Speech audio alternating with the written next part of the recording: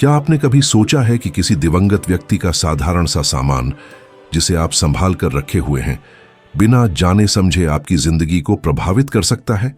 यहां मैं तस्वीरों या प्रिय कपड़ों की बात नहीं कर रहा, बल्कि किसी और साधारण फिर भी नाजुक वस्तु की बात कर रहा हूं। पहली नजर में यह विचार अजीब या बढ़ा चढ़ाकर कहा गया लग सकता है, लेकिन जो लोग भौतिक और आध्यात्मिक दुनिया के बीच के संबंध का अध्ययन करते हैं, वे चेतावनी देते हैं कि कुछ वस्तुएं वास्तव में अदृश्य सेतु बन सकती हैं, ऐसी ऊर्जाओं या यादों से जिन्हें अब पीछे छूट जाना चाहिए था। यह कोई बचकाना अंधविश्वास नहीं है और न ही डराने वाली कहानी। एलन कार्डेक के अनुसार कुछ बंधन शारीरिक मृत्यु से टूटते नहीं हैं। आत्मा ऐसे लोगों, स्थानों या चीजों से जुड़ी रह सकती है जो उसके लिए अत्यंत महत्वपूर्ण थे, चाहे वह लगाव हो, प्रेम हो या पीड़ा। जब आप किसी ऐसी वस्तु को संभाल कर रखते हैं जो उस व्यक्ति के लिए बेहद महत्वपूर्ण थी, तो अनजाने में आप एक ऐसा द्वार खुला रख सकते हैं जो आपके वर्तमान को उसकी ऊर्जा से जोड़ता है। उस वस्तु के साथ आपका संपर्क, उसे छूना, देखना, याद करना, उस बंधन को और मजबूत कर सकता है। आपकी भावनाएं उस दिवंगत व्यक्ति की स्मृतियों से घुल मिलकर एक ऐसा पुल बना सकती हैं जो हमेशा स्वस्थ नहीं होता। आपको हर समय कुछ अजीब महसूस नहीं होगा, लेकिन एक पल की उदासी या अकेलेपन में यह जुड़ाव और गहरा हो सकता है। बहुत से लोग मानते हैं कि तस्वीरें खतरनाक होती हैं, लेकिन वास्तव में वे प्रायः हानिरहित होती हैं। वे केवल स्थिर चित्र हैं जो यादें संजोते हैं, सक्रिय ऊर्जा नहीं। यही बात अधिकांश कपड़ों और रोजमर्रा की चीजों पर भी लागू होती है। हालांकि उनमें भावनात्मक असर हो सकता है, लेकिन वे शायद ही गंभीर जोखिम बनते हैं। फिर भी एक प्रकार की निजी वस्तु ऐसी होती है जो बहुत गहरा बंधन बना सकती है, और कई परिवारों में इसे बिना परिणामों पर विचार किए परंपरा के रूप में संभाल कर रखा जाता है। असल खतरा वस्तु में नहीं, बल्कि उस पर बने लगाव में होता है। यह बंधन उस दिवंगत आत्मा की प्रगति को रोक सकता है या आपके अपने सुख चयन को प्रभावित कर सकता है। कार्डेक बताते हैं कि मृत्यु के बाद कुछ आत्माएं भ्रमित रह जाती हैं और अपनी आदतों, स्थानों और यादों से चिपकी रहती है, दुनिया से जुड़ने के अवसर खोजती है। अगर ऐसा कोई जुड़ाव आपके घर में है, तो आप अनजाने में ऐसा पुल थामे हो सकते हैं जिसे आपको नहीं थामना चाहिए। इसीलिए यह पूछना महत्वपूर्ण है, जो वस्तुएं आपने किसी ऐसे व्यक्ति की याद में रखी हैं जो अब इस दुनिया में नहीं है, क्या वे आपको शांति देती हैं या किसी अजीब सी भावनात्मक भारीपन का एहसास कराती हैं? इसका उत्तर यह तय करने की कुंजी हो सकता है कि आपके पास केवल एक याद है या कोई अदृश्य जंजीर। भौतिक स्मृति एक भावनात्मक सहारा हो सकती है, लेकिन यह एक अदृश्य जंजीर भी बन सकती है जो आगे बढ़ने से रोकती है। जब कोई वस्तु इस लंगर में बदल जाती है, तो वह न केवल दिवंगत आत्मा को थामे रहती है, बल्कि उसे संभालने वाले को भी बांध लेती है। सोचिए, जब आप बार बार उस वस्तु को अपने हाथों में लेते हैं, उसे देखते हैं, उस व्यक्ति के बारे में सोचते हैं जो अब नहीं है, और अपनी भावनाओं से चुपचाप उसे पुकारते हैं, तो यह बंधन और मजबूत हो जाता है। शुरुआत में यह स्नेह का इजहार लगता है, लेकिन समय के साथ यह निर्भरता बन सकता है। आध्यात्मिक स्तर पर निर्भरता हानिरहित नहीं होती। कुछ घरों की कहानियां हैं जहां जिंदगी जैसे ठहर जाती है, समय आगे नहीं बढ़ता। अक्सर समस्या घर में नहीं होती, बल्कि उस ऊर्जा में होती है जो उससे बंधी रहती है। और ऐसी कई स्थितियां बस एक साधारण सी वस्तु से शुरू होती हैं, जिसे अच्छे इरादों से संभाल कर रखा गया था। अब शायद आप सोच रहे होंगे कि यह कौन सी वस्तु है। यह न तो बदकिस्मती है, न शाप, न डरावनी कहानी। यह भावनात्मक और आध्यात्मिक बंधनों की बात है जो अगर सावधानी से न संभाले जाएं, तो जाने वाले और रह जाने वाले दोनों को रोक सकते हैं। इसे समझने के लिए किसी प्रियजन के अंतिम दिनों के बारे में सोचिए। उनके आखिरी पल, विदाई और वे वस्तुएं जो उस समय पास थीं। इनमें एक ऐसी होती है जिसमें असाधारण भावनात्मक भार होता है। वह वस्तु जो उन्होंने मृत्यु के समय पहनी हुई थी। सबसे आम और महत्वपूर्ण है विवाह की अंगूठी, लेकिन यह कंगन, हार या घड़ी भी हो सकती है। ये वस्तुएं न केवल वर्षों तक उनके शरीर से जुड़ी रहीं, बल्कि अंतिम क्षण में उनकी जिंदगी की सबसे गहरी ऊर्जा को समेटे रहीं। एलन कार्डेक लिखते हैं कि जो भी हम पहनते या छूते हैं उसमें हमारा कुछ चुंबकत्व आ जाता है। भले आप इसे शाब्दिक रूप से न माने, लेकिन इसे महसूस कर सकते हैं। जैसे किसी प्रियजन की निजी वस्तु उठाना, कोई पुराना दराज खोलना या लंबे समय से बंद जगह में प्रवेश करना। माहौल में एक छाप रहती है। अब सोचिए उस वस्तु के असर के बारे में जो किसी व्यक्ति के साथ उसके अंतिम सांस तक रही हो। उसमें केवल उसकी यादें ही नहीं, बल्कि उस निर्णायक पल का कंपन भी रहता है। इसीलिए कई संस्कृतियों और परंपराओं ने मृत्यु के समय से जुड़ी वस्तुओं को विशेष सावधानी से रखने की सलाह दी है।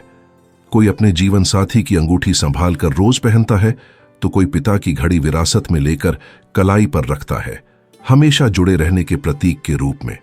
इरादा प्यार भरा है, तुम अब भी मेरे साथ हो, जो सुकून देता है। लेकिन आध्यात्मिक रूप से इसका दूसरा अर्थ भी हो सकता है। एक आत्मा जो अभी भी भौतिक दुनिया से मुक्त होने की प्रक्रिया में है, उसके लिए कोई भी पहचानने योग्य जुड़ाव, एक विचार, आंसू, प्रार्थना या निजी वस्तु ऐसा संकेत होता है जो उसे बांधता है। जब कोई उस वस्तु को पहनता है तो यह जैसे कह रहा हो, यह अब भी तुम्हारा है, मैं अब भी तुम्हें याद करता हूं, तुम अब भी यहां हो। यह सुकून दे सकता है, लेकिन आत्मा को आगे बढ़ने से भी रोक सकता है। हर मामला समस्या नहीं होता। अगर दोनों ओर शांति और विरक्ति हो तो वस्तु केवल एक प्रतीक बनकर रह जाती है। लेकिन अगर दर्द, याद या अत्यधिक लगाव बना रहे तो यह प्रतीक अब हानि रहित नहीं रहता। यह एक अदृश्य रस्सी बन जाता है जो जिंदगी को बहने से रोक देता है। और यहीं से इस सोच का सबसे असहज पहलू सामने आता है। अक्सर जो व्यक्ति किसी प्रियजन की वस्तु को अपने पास रखता है या साथ लेकर चलता है, वह यह मानता है कि वह उनकी स्मृति का सम्मान कर रहा है, लेकिन बिना इरादा किए भी वह उनके आगे बढ़ने में रुकावट डाल सकता है। यह वैसा ही है जैसे किसी को सीढ़ी चढ़ाने में मदद करने के लिए उसे बहुत कसकर पकड़ लेना। इरादा अच्छा है, लेकिन नतीजा उसके कदम रोक देता है। कुछ विरासत में मिली वस्तुएं एक अजीब सी अनुभूति देती हैं, जैसे उन्हें पहनने या इस्तेमाल करने पर सुकून से ज्यादा उदासी जाग उठती है। यह बोझ उस वस्तु के धातु या कपड़े में नहीं होता, बल्कि उसमें जमा वर्षों की भावनात्मक ऊर्जा में होता है। समाधान हमेशा यह नहीं होता कि सब कुछ त्याग दिया जाए। जैसा कि एलन कार्डेक कहते हैं, समस्या वस्तु में नहीं, बल्कि हमारे उससे जुड़ने के तरीके में है। अगर विरासत की कोई आभूषण शांति और आंतरिक संतुलन के साथ पहना जाए, बिना अति लगाव और बिना इस विश्वास के कि इससे वह व्यक्ति शारीरिक रूप से हमारे साथ बना रहेगा, तो यह एक सुंदर भाव हो सकता है। कभी कभी परिवार इन वस्तुओं को सालों तक बक्सों या दराजों में बंद रखते हैं, जैसे वे समय से अछूती यादों की कैप्सूल हों। यह उन्हें रोज इस्तेमाल करने से कम प्रभावी हो सकता है, लेकिन इसमें भी जोखिम है। उस वस्तु में संचित ऊर्जा न तो बहती है, न ही नवीनीकृत होती है। सालों बाद उस बक्से को खोलना ऐसे लगता है जैसे अतीत की खिड़की खोल दी गई हो। इसलिए कई परंपराएं और मान्यताएं, चाहे वह ईसाई प्रार्थनाएं हों या पूर्वी देशों के अगरबत्ती वाले अनुष्ठान, सुझाव देती हैं कि दिवंगत की वस्तुओं को साफ, आशीर्वादित या दान कर देना चाहिए, ताकि दर्द का बंधन टूटे और वे केवल स्मृति मात्र रह जाएं। समस्या तब आती है जब वह अंगूठी, घड़ी या आभूषण अपूरणीय बन जाता है, जिसे छोड़ना असंभव लगता है। उस क्षण वह प्रतीक होना बंद कर देता है और आत्मा के लिए ऐसा भावनात्मक तावीज बन जाता है जो लगातार उसे वापस बुलाता है। यहां हम अंधविश्वास या श्रापित वस्तुओं की बात नहीं कर रहे, बल्कि ऐसे बंधनों की बात कर रहे हैं जो भावनात्मक ऊर्जा के आधार पर मुक्त भी कर सकते हैं और बांध भी सकते हैं। यही हमें एक अहम सवाल तक लाता है, क्या आप वह वस्तु सम्मान के लिए संभाल रहे हैं या इसलिए कि भूलने का डर है? अगर वजह दूसरी है तो जीवित रखने वाली चीज याद नहीं बल्कि चोट है। तब वस्तु अतीत का पुल नहीं बल्कि नॉस्टैल्जिया की कैद बन जाती है। इसके संकेत साफ हैं। उसे देखते ही सीने में कसाव, समय के ठहर जाने का एहसास या आगे बढ़ने में कठिनाई। दिलचस्प बात यह है कि कई लोगों ने आशीर्वाद देने, दान करने या बस किसी और जगह रखने के बाद वास्तविक बदलाव महसूस किया है, जैसे कोई अदृश्य बोझ उतर गया हो और माहौल हल्का हो गया हो। यह संयोग नहीं है, यह उस बंधन के टूटने का परिणाम है जो आत्मा और जीवित दोनों को आजादी देता है। इस बिंदु पर आप शायद मन ही मन हर आभूषण, कपड़े या वस्तु को याद कर रहे होंगे जो किसी प्रियजन के अंतिम क्षणों में मौजूद थी। दिल का सिकुड़ना सामान्य है, लेकिन निर्णायक सवाल है, क्या आप उस वस्तु को पकड़े हुए हैं या वह आपको? विरक्ति का मतलब हमेशा त्याग नहीं होता। कभी कभी इसका अर्थ है उसे अलग दृष्टिकोण से देखना, प्रेम के प्रतीक के रूप में, न कि ऐसे लंगर के रूप में जो आगे बढ़ने से रोकता है। असल समस्या तब होती है जब वह शांति कभी नहीं आती और हर बार उसे देखते ही दर्द ऐसे लौट आता है जैसे अभी अभी क्षति हुई हो। ऐसे में वस्तु चंगा करना छोड़ देती है और चोट पहुंचाने लगती है, न केवल उसे संभालने वाले को बल्कि उस आत्मा को भी जो अब यहां नहीं है। कार्डेक बताते हैं कि आत्माएं लगाव, लगातार सोच और अपनी वस्तुओं में मौजूद चुंबकीय ऊर्जा से आकर्षित हो सकती है, और अगर कोई वस्तु इस चुंबकत्व को सबसे ज्यादा समेटे हुए होती है तो वह वही होती है जो दशकों तक मालिक के साथ रही हो, पूरी जिंदगी की कहानियों और ऊर्जा को समेटे हुए। कुछ वस्तुएं मानो अदृश्य उपस्थिति को संजोए रहती हैं। एक अंगूठी, घड़ी या चेन किसी के साथ दशकों तक रही हो सकती है, शादियों, बहसों, मेल मिलाप, वादों और सपनों की गवाह। जब वह व्यक्ति चला जाता है, उस वस्तु में छिपी कहानी खत्म नहीं होती, वह अधूरी रह जाती है, जैसे अंत का इंतजार कर रही हो। इसी कारण कई आध्यात्मिक परंपराएं डिस्कनेक्शन के अनुष्ठान की सलाह देती हैं, न कि इसलिए कि वस्तु श्रापित है, बल्कि ताकि उसे नया अर्थ दिया जा सके। एक विवाह की अंगूठी लॉकेट में बदली जा सकती है, एक अंगूठी अलग भाव के साथ विरासत में दी जा सकती है, या एक चेन को वेदी पर रखा जा सकता है। उद्देश्य स्पष्ट है, वह दर्द का बिंदु न रहकर शांति का बिंदु बन जाए। समस्या तब आती है जब यह बदलाव नहीं होता। अगर कोई अपनी दिवंगत जीवन साथी की अंगूठी संभाल कर रखता है और हर बार उसे देखकर रोता है, या पिता की घड़ी पहनकर पंगु कर देने वाली उदासी महसूस करता है, तो वस्तु स्मृति नहीं बल्कि एक ऐसा पुल बन जाती है जो बार बार सक्रिय होता है। हर आंसू, हर आह उस बंधन को और मजबूत करते हैं, और आत्मा जो शायद पहले ही आगे बढ़ने लगी थी, यह पुकार सुनकर लौट आती है, बुरी नीयत से नहीं बल्कि इसलिए कि उसे लगता है वह अब भी जा नहीं सकती। यह एक सूक्ष्म कैद बनाता है, बिना लोहे की सलाखों के, जो दोहराए जाने वाले इशारों और जमी हुई यादों से बनी होती है। इसका मतलब यह नहीं कि सब कुछ फेंक दिया जाए। एलन कार्डेक उदाहरण के लिए संतुलन की सलाह देते हैं। एक तस्वीर, कपड़ा या आभूषण रखना कोई समस्या नहीं है जब तक उससे जुड़ी भावना स्वस्थ है। असली खतरा तब शुरू होता है जब वस्तु दर्द का तावीज बन जाती है। कुछ लोगों की गवाही है कि वर्षों बाद भी वे हानि के बाद हर रात अपनी अंगूठी को गले लगाकर सोते हैं या गले में पहनकर रोते हैं। एक ऐसा रिवाज जो उन्हें और आत्मा दोनों को वर्षों तक मौन प्रतीक्षा में बांधे रखता है। जब वस्तु अद्वितीय और अपूरणीय हो तो कुंजी है उसे नए अर्थ के साथ देखना। उसे आशीर्वाद दिया जा सकता है, प्रतीकात्मक रूप से धोया जा सकता है, किसी विशेष स्थान पर रखा जा सकता है, या किसी और को नए उद्देश्य के साथ सौंपा जा सकता है। जो स्वस्थ नहीं है वह है उसे उसी ऊर्जा में जमा करके रखना जिसमें वह विदाई के समय थी। प्रेम और आभार के साथ संभाला गया आभूषण स्नेह का प्रतीक बन सकता है, जबकि निराशा और आंसुओं के साथ रखा गया आभूषण दर्द की कैप्सूल बन सकता है। बहुत कम लोग यह समझते हैं कि इस प्रकार की वस्तुएं घर के माहौल को भी प्रभावित करती हैं। एक ऐसा घर जिसमें ऐसे ऊर्जा से भरे और कभी शुद्ध न किए गए सामान भरे हों, भारी महसूस हो सकता है, भूतों की वजह से नहीं बल्कि उन यादों और भावनाओं के कारण जिन्हें कभी मुक्त नहीं किया गया। हर बार जब ऐसे सामान वाला बक्सा या दराज खोला जाता है, स्मृति की ऊर्जा फिर से सक्रिय हो जाती है। यहीं से एक अदृश्य चक्र शुरू होता है। आप वस्तु को देखते हैं, उदासी महसूस करते हैं, बंधन को मजबूत करते हैं। आत्मा इस नॉस्टैल्जिया को महसूस करती है और पास आती है। आप उसकी उपस्थिति महसूस करते हैं और फिर रो पड़ते हैं। अलिप्तता कोई ठंडक या उदासीनता नहीं बल्कि प्रेम का एक कार्य है। किसी वस्तु को छोड़ना इसका मतलब भूल जाना नहीं, बल्कि उसमें फंसी हुई चीजों को मुक्त करना और अपने साथ साथ उस व्यक्ति की स्मृति को आगे बढ़ने देना है। मुख्य सवाल यह है, क्या आप उसे इसलिए रखते हैं कि वह आपको सांत्वना देता है, या इस डर से कि आप उसे छोड़ नहीं पाएंगे? अगर डर आपके फैसले को प्रभावित करता है, तो वह याद अब प्रेम का प्रतीक नहीं, बल्कि एक बोझ है जो आपको लगातार शोक में रखता है। यहां हम सबसे नाजुक बात पर पहुंचते हैं। सबसे ज्यादा बोझिल वस्तुएं आमतौर पर तस्वीरें या कपड़े नहीं होती, बल्कि वे होती हैं जो किसी व्यक्ति के अंतिम समय में सीधे उसके संपर्क में थीं, जैसे कि अंगूठियां, घड़ियां या चेन।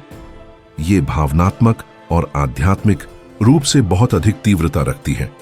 सवाल केवल यह नहीं है कि वह वस्तु कौन सी है, बल्कि यह भी है कि उसके साथ क्या करना है। कभी कभी किसी ऐसी वस्तु को छोड़ना जो किसी न रहे व्यक्ति से जुड़ी हो आसान लग सकता है, लेकिन वास्तव में यह बहुत बड़ी हिम्मत मांगता है। यह केवल उसे बॉक्स में रखना या किसी और को देना नहीं, बल्कि आंतरिक स्वतंत्रता का गहरा कार्य है। एलन कार्डेक कहते थे कि सांसारिक बंधनों से मुक्त होना एक प्रक्रिया है जिसे न केवल जाने वाले को बल्कि रहने वाले को भी जीना होता है।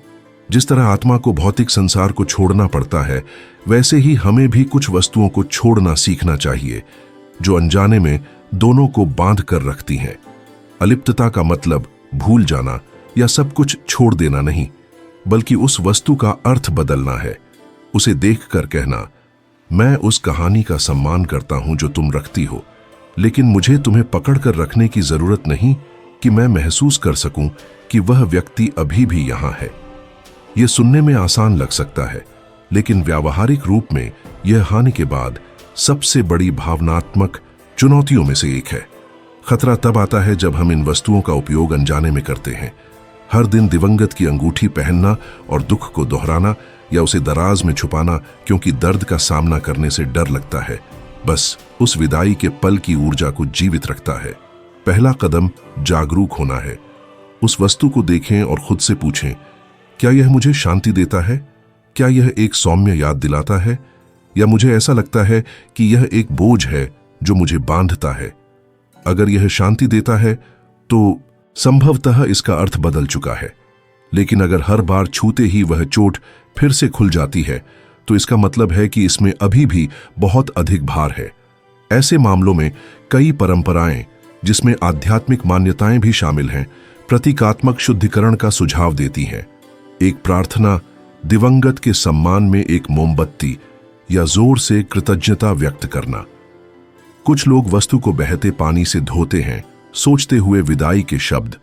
कुछ उसे कुछ नया रूप देते हैं, जैसे अंगूठी को लॉकेट बनाना या चेन को कंगन में बदलना। महत्वपूर्ण यह है कि वह दर्द की याद से मुक्त होकर प्रेम का प्रतीक बने, लेकिन यह काम सच्चे मन से करना चाहिए। अगर आप डर के कारण करते हैं बिना छोड़ने की सच्ची इच्छा के, तो कुछ नहीं बदलेगा, क्योंकि खतरा वस्तु में नहीं बल्कि उस लगाव में है जो हम उस पर लगाते हैं। कार्डेक के अनुसार आध्यात्मिक जीवन हमारे विचारों और भावनाओं का प्रतिबिंब है, और इसमें हमारी यादों के प्रति हमारा व्यवहार भी शामिल है। अगर आप किसी आभूषण को देखकर कृतज्ञता महसूस करते हैं, तो आत्मा भी उसे समझती है और आगे बढ़ जाती है। लेकिन अगर आपको खालीपन या दुख महसूस होता है, तो वह भावनात्मक बंधन सक्रिय रहता है। शायद आपके पास भी कोई ऐसी वस्तु हो जो आपको महसूस कराती हो कि अतीत अभी भी वर्तमान में है। इसका मतलब इसे फेंक देना नहीं, बल्कि उसका अर्थ बदलना है ताकि वह हल्का हो जाए। जब आप ऐसा करते हैं तो कुछ बदलता है। शोक स्मृति में बदल जाता है, यादें नरम पड़ती हैं और शांति आती है। कई लोग कहते हैं कि जब उन्होंने छोड़ दिया तो उन्होंने न केवल जाने वाले को मुक्त किया, बल्कि खुद को भी। अगर अभी आप सोच रहे हैं मैं इसे छू भी नहीं सकता, तो यह ठीक है। अलिप्तता एक ऐसा प्रक्रिया है जो एक दिन में नहीं होती। पहला कदम है यह समझना कि आप क्या महसूस करते हैं और स्वीकार करना कि उस वस्तु पर बोझ है। फिर धीरे धीरे आप तय कर सकते हैं कि उसे कैसे बदलना है। ऐसी सोच भी मुक्ति का पहला कदम है, क्योंकि यह बिना सोचे समझे उसे इस्तेमाल करने या रखने की आदत को तोड़ता है। और जब बदलाव, सफाई, उपहार देने या अर्थ पुनः निर्धारण का समय आए, तो तो याद रखें कि यह केवल भौतिक कार्य नहीं है, यह आध्यात्मिक कार्य भी है। यह उस व्यक्ति से कहना है जिसे आप प्यार करते थे, मैं तुम्हें मुक्त करता हूं और खुद को भी। अंततः सच्चा प्रेम कभी पकड़ कर नहीं रखता, वह हमेशा छोड़ देता है। अगर इस संदेश ने आपको आपकी किसी वस्तु और उसके अर्थ पर सोचने को मजबूर किया है, तो आज उसे देखें, छुएं, सोचें कि उसमें कौन सी ऊर्जा है, और अगर लगे कि अब समय आ गया है तो कुछ करें, चाहे छोटा हो या बड़ा, उसका नया अर्थ देने के लिए। क्योंकि सबसे खतरनाक वस्तु वह नहीं जो किसी प्रिय से आई हो, बल्कि वह है जो आपको आगे बढ़ने से रोकती हो और दोनों के रास्ते को बंद कर देती हो।